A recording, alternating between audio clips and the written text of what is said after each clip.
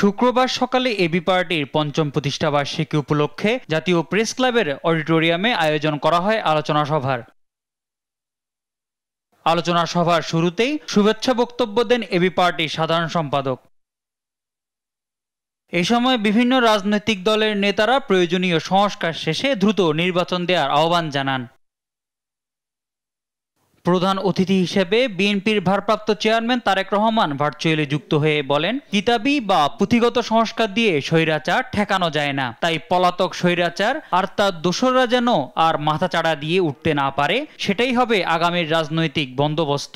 পরাজিত তাবেদার অপশক্তি, তাদের দোসররা আর যেন মাথাচাড়া দিয়ে উঠতে না পারে, সেটিই হোক বাংলাদেশের আজ এবং আগামী দিনের রাজনৈতিক বন্দোবস্ত।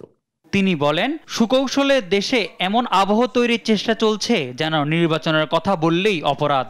অত্যন্ত সুকৌশলে দেশে এমন একটি আবহাওয়া তৈরির অপচেষ্টা চলছে যেখানে নির্বাচন অনুষ্ঠানের দাবি করাটাই যেন একটি অপরাধ।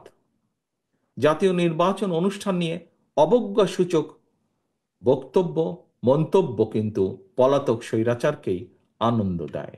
এছাড়া তিনি আরো বলেন, রাজনৈতিক দলগুলোকে অবজ্ঞা করে বিরাজনীতিকরণের চেষ্টা করলে গণতন্ত্র হুমকির মুখে পড়বে।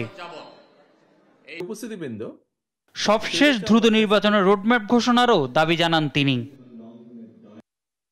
মোহাম্মদ সাকিব, দেশ টিভি, ঢাকা।